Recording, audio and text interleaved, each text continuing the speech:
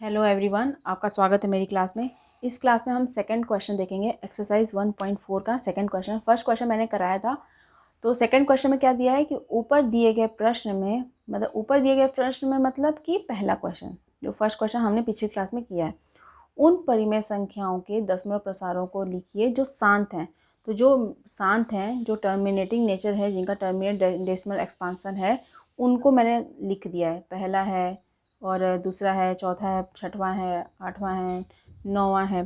तो इनको मैंने लिख दिया है, जो कि मैंने पिछली क्लास में करा दिया कि कौन कौन से शांत थे, टर्मिनेट डेसिमल एक्सपांसन थे, उनको मैंने लिख दिया है आपके सामने। इनका क्या निकालना है, हमें दशमलव प्रसार करना है। हाँ, ये इनका दशमलव प्रसार करना है। ये शांत वाले नेचर के हैं, शांत दशमलव प्रसार है, इनका हमें दशमलव प्रसार करना है। इनका दशमलव प्रसार कैसे करेंगे? क्या आप 13 को 3125 से डिवाइड करेंगे? क्या करने में बहुत टाइम लगेगा। इनको कैसे करेंगे देखते हैं। मैंने कल आपको क्लास में क्या बताया था कि जो दशमलव प्रसार मतलब शांत है या नहीं है, उसका नेचर देखने के लिए क्या करते थे, क्यू को देखते थे। क्यू को देखते थे, ये वाला। और इस सबसे पहले अपना काम हमने क्या किया था कि ये अगर ये परिमेय संख्या है तो सह अभाज्य है, को प्राइम है या नहीं है, ये है। तो इनका डायरेक्टली मैंने अभाज्य गुणनखंड किया था। तो अभाज्य गुणनखंड क्या किया था मैंने कल, हमें ज़रूरत है अभी अभाज्य गुणनखंड की, इससे मैं निकाल रही हूँ 3125। हाँ, पहले क्वेश्चन के लिए इसका क्या है, इसका अभाज्य गुणनखंड क्या था, 5 छक्का 30, 5 दूनी 10, 55 25। 5 से 5 एकम 5, 5 दूनी 10, 55 25। फिर 5 से 5 दूनी 10, 55 25। फिर 5 से 55 25, 5 एकम 5, 1 2 3 4 5। हाँ, क्या है, अगर 3125 का क्या हो गया, 3125 का क्या है अभाज्य गुणनखंड, 5⁵ ये है। ये अपना काम खत्म, यह इधर का। अब देखिए, इसको मैं इनका दशमलव प्रसार कर रही हूँ। पहले का 13/3125, इसके लिए मैंने क्या किया, पहले नीचे का अभाज्य गुणनखंड निकाला। हाँ, अभाज्य गुणनखंड निकाला, क्या आया 5⁵। ये शांत नेचर का था भी, इसको निकाला हमने। अब हमारा काम क्या रहेगा, इसके बाद हमारा क्या काम रहेगा, हमें देखिए, अगर कोई संख्या दी है ऊपर, हमारी बहुत बड़ी संख्या दी है, 14, 1500, 1800, कुछ भी, अगर नीचे 10 रहता है, तो आप कैंसिल आउट कर लेते हैं कि नहीं? अगर नहीं, बेशक जीरो नहीं है ऊपर, 3132 है, अगर 10 से डिवाइड करना, तो आप क्या करते हैं, अगर एक जीरो दिया तो एक जीरो के मतलब लास्ट यूनिट से स्टार्ट करते हैं, यूनिट डिजिट अपना, इकाई प्लेस जो है अपना, इकाई प्लेस पे क्या करते हैं कि उस साइड से काउंट करते हैं। अगर एक जीरो है तो उस साइड से काउंट करके एक नंबर के बाद आप दशमलव लगा देते हैं। यही करते ना, तो 10, अगर 10 से भाग देना तो आपके लिए बहुत ईजी हो जाता है। तो हम उसी को कोशिश करेंगे। हमारा शांत दशमलव प्रसार में क्या है, 2n इंटू 5m के फॉर्म में होता है। मतलब क्या है, 2 और 5 है। अगर इन दोनों की संख्या, अगर मान लीजिए इनका घात 2 है और इसका घात 2 है, दोनों का घात 2 है, तो क्या है 2 इंटू 5 है ना ये, तो क्या हो जाएगा, अगर दोनों का घात एक जैसा है तो सामने इधर लिख देंगे। हाँ, साथ में इनका घात क्या हो जाएगा, अगर दोनों का घात सेम है तो नीचे के मल्टीप्लाई हो जाएंगे, घात ऊपर लिखा जाएंगे, 10 की पावर 2 आ जाएगा। हाँ, 10 की पावर 2 आ जाएगा, मतलब 10 बन गया। अगर इन दोनों का घात इक्वल है तो 10 बन जाएगा, और जो भी पावर ऊपर दिया रहेगा वो उसी का, अगर 10 का स्क्वायर तो 100 हो जाएगा। मतलब अगर 2 और 5 दे तो 5 दूनी 10 होता है, 10। अगर n और m इक्वल हैं, अगर n और m इक्वल मैं कर दी तो क्या हो जाएगा, यहाँ पे इस पॉइंट को समझ लीजिए, आपको इजी पड़ेगा। टू दी पावर n है तो मैंने बोल दिया n है, 5 टू दी पावर m है तो n ही बोल दिया, n m के इक्वल है। अगर इक्वल हो गया तो क्या कर सकते हैं, 2 इंटू 5 की घात n लिख सकते हैं, 10 की पावर n लिख सकते हैं, ये लिख सकते हैं ना। तो 10 से डिवाइड करना किसी भी संख्या को, 10 की पावर 1 हो सकता है, 10 की पावर 2 हो सकता है, 10 की पावर 3 हो सकता है, 10 की पावर 4 हो सकता है, कुछ भी हो सकता है, वो तो दिक्कत नहीं है उसकी। बट डिवाइड करना 10 से ईजी पड़ जाएगा ना, तो वही हमारा काम रहेगा बनाना, वही हमें 10 बनाना रहेगा। शांत है तो 2 इंटू 5, 2 के power n, 5 to power m के फॉर्म में रहेंगे ही। शांत है तो इसी फॉर्म को ले रहे हैं, बट किसी में 5 दिया रहेगा, किसी में सिर्फ 2 दिया रहेगा। तो हमारा काम रहेगा कि उसको उस नेचर का बनाना।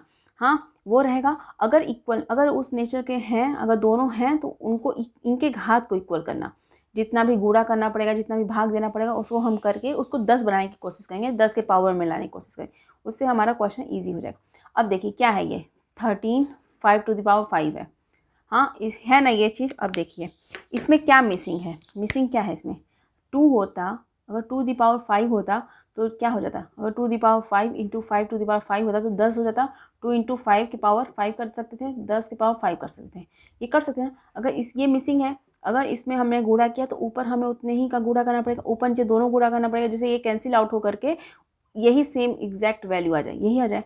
उसके लिए हमने नीचे गुणा किया है तो ऊपर भी उसी जिस नीचे मतलब कि अगर हमें भाग दिया तो उसी से गुणा करना पड़ता है, ऐसा जानते हैं ना हम, वही किया मैंने।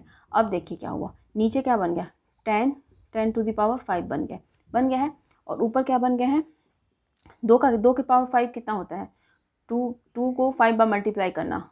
हाँ क्या हो जाएगा 2 दूनी 4, 4 दूनी 8, दूनी 16, 16 दूनी 32 हो गया। ऊपर अपना 2 की पावर 5 मतलब 32।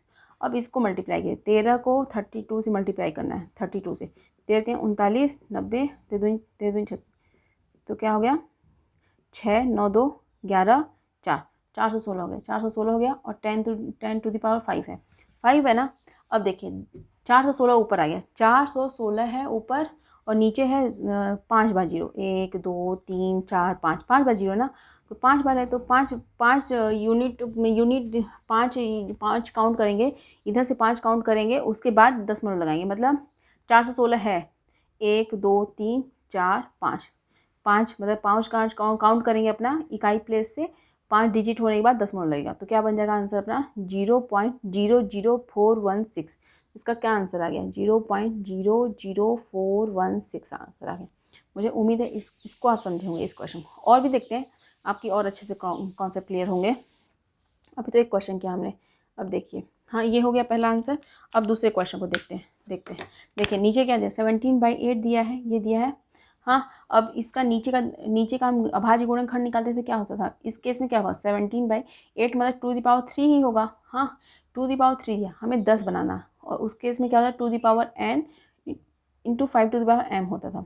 इस ऐसे फॉर्म में लाना है, बट इस केस में हमें क्या करना है 2 इंटू 5 या तो एन एम के बराबर हो, एन एम इक्वल हो, एक दूसरे में इक्वल हो, तो क्या हो जाएगा डायरेक्टली एन हो जाएगा या फिर एम हो जाएगा, कुछ भी हो जाएगा। तो 2 की पावर 3 दिया है, क्या मिसिंग है इसमें 5 तो मिसिंग है, लेकिन कितनी बार 5 लेंगे 3 टाइम्स लेंगे, उतना ही हम ऊपर भी मल्टीप्लाई कर देंगे, ऐसा करेंगे। अब इसको सॉल्व करेंगे तो क्या होगा नीचे 10 हो जाएगा, 10 टू की पावर 3 हो जाएगा 17, फिर 125 आ जाएगा। हाँ 125, 5 को 3 बार मल्टीप्लाई करो 125 आता। अब ऊपर की चीज़ों को मल्टीप्लाई करो 125 इंटू 17, तो 1 2 5 0, फिर 7 बचे 35 की 3, 7 दूनी 14 की 17 की 7 1 7 एकम 7 1 8, तो क्या हो जाएगा 5 7 5 12, 8 2 10 11, 2125। हाँ 2125, और नीचे क्या है 3 बार 0 है, तो 3 बार 0 है मतलब कि 3 डिजिट लास्ट यूनिट प्लेस से स्टार्ट करेंगे काउंट करें, 3 डिजिट बाद दशमलव लगाएंगे, 2125 है। हाँ 3 डिजिट बाद दशमलव 1 2 3, तो क्या हो जाएगा 2.125 हो जाएगा। 2.125 हो जाएगा इसका आंसर। अब देखते हैं ये क्वेश्चन, नेक्स्ट क्वेश्चन। हाँ 15 डिवाइड बाई 1600 ये है।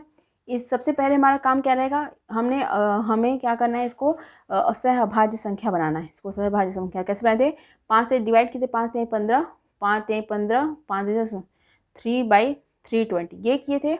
अब इसका अभाज्य गुणनखंड करेंगे 320 का।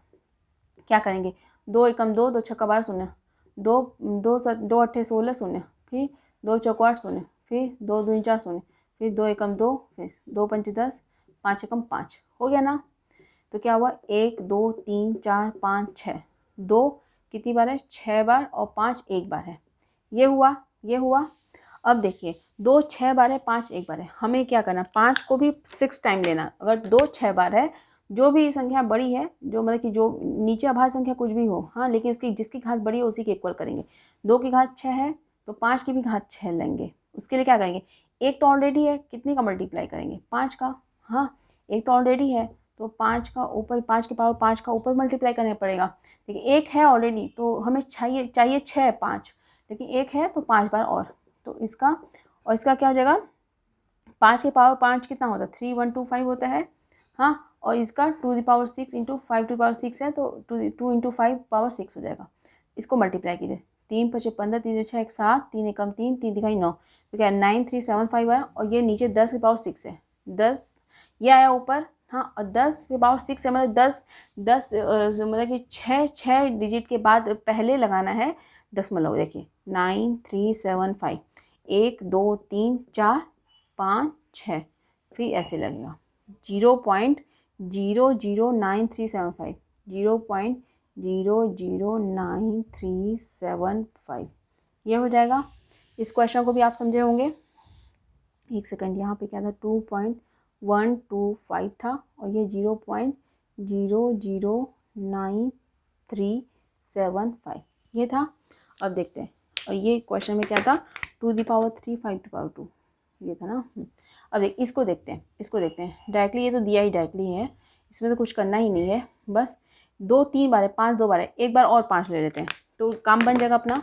5 का एक बार और मल्टीप्लाई घात 1 इंटू 5^m1 ये कर देंगे, कितना बन इसका मल्टीप्लाई, 5 का मल्टीप्लाई 23 होगा, 3 5 5 3 15 5 2 10 11, हाँ, और ये 2 इंटू 5^3 हो जाएगा, 115 डिवाइड बाई 10^3 115 तीन इसमें 10 3 बार है, मतलब कि 3 जीरो हैं, 3 जीरो के पहले लगाना, 1 2 3, तो क्या हो जाएगा 0.115 हो जाएगा, 0.115 हो जाएगा।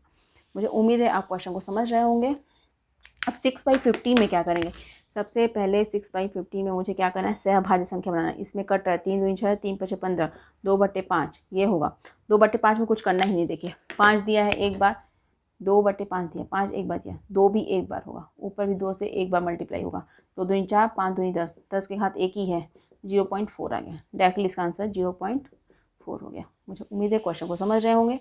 एक लास्ट क्वेश्चन है बस, 35/50, इसमें भी सहभाज्य संख्या पहले बनाना, 35/50, 5 से कट रहा, 5 7 35 5 1 5 5, हाँ 7/10 आया ना।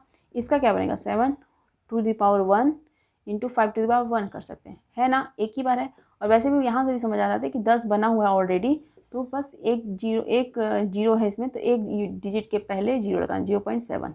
मुझे उम्मीद है क्वेश्चन को आप समझ रहे होंगे, अच्छे से क्लियर हो रही होंगी चीज़ें, तो ऐसे होगा। हाँ, इसको आप समझ गए होंगे क्या की मैं ओवरऑल, देखिए ओवरऑल किए क्या, जो शांत है उसका फॉर्म होता है 2^n इंटू 5^m होता है।